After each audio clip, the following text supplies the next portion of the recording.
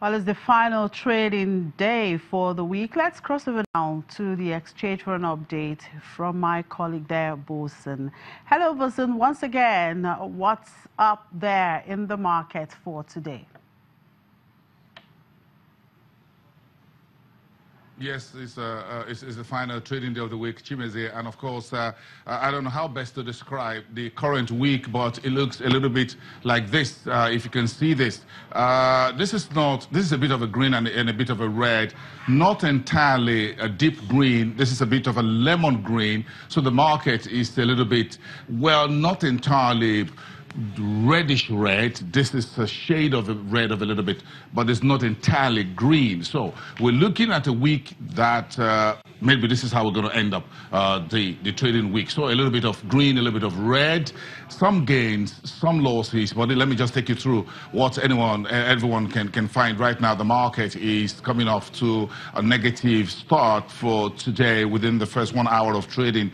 Here, the NSE 30, and that's going to start. That's the top 30 companies on this market by market cap, down by 0.24%. The NSE 50, which is the top 50 companies by market value, down 0.31%. And if you look at who's losing this morning, the big names in the market, Nestle, for example, and EcoBank International Incorporated, two of the bellwethers. Who is making some gains? The very small cap companies in the insurance sector. But right now, the banking sector is down 0.63%, and that's quite surprising, despite that positive earnings that we got this week from GT Bank Nigeria and FBNH, which was released late last week, just about this time last week. Well, but put together, the banking sector is down by 0.63%. That tells you how the financial services industry takes a lot of weight on the market. Insurance is flat as we speak. Industrial goods segment of the market is also flat.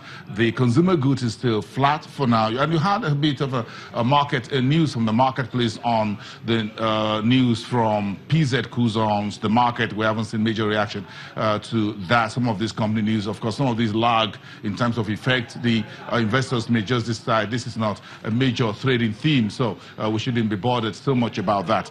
And again, if you look at one big story that's also been talked about, whatever you hear on the floor here stays on the floor of the exchange. But the earnings from Notori, Chemical Industries PLC, is not making investors or traders happy at all. Remember, you put that up, about 8 billion naira was what this company reported in net loss for its 9 months period ended the 30th of June 2018. That net loss, all the way from the revenue, which fell from 25 billion in the first 9 months of last year to 9 months of its period ended June this year to 20 billion.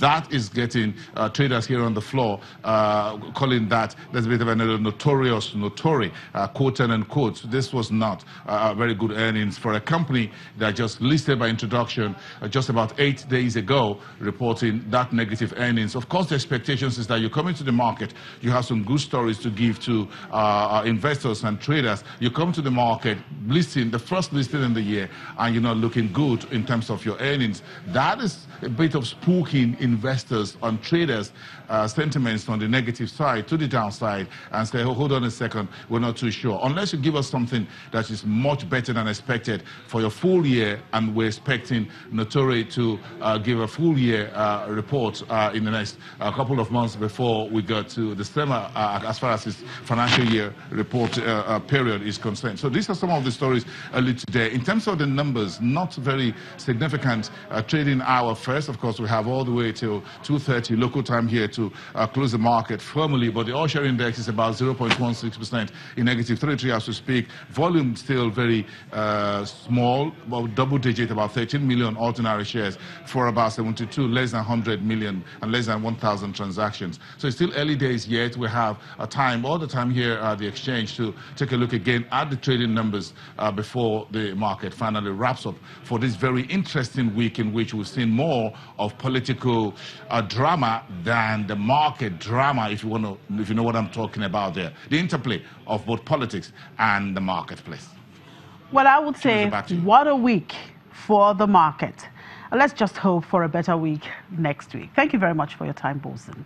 Well, it's on that note that we wrap up today's edition of the program, and of course for the week. Thank you very much for being part of it. I'm Chimezie Obi Iwagu.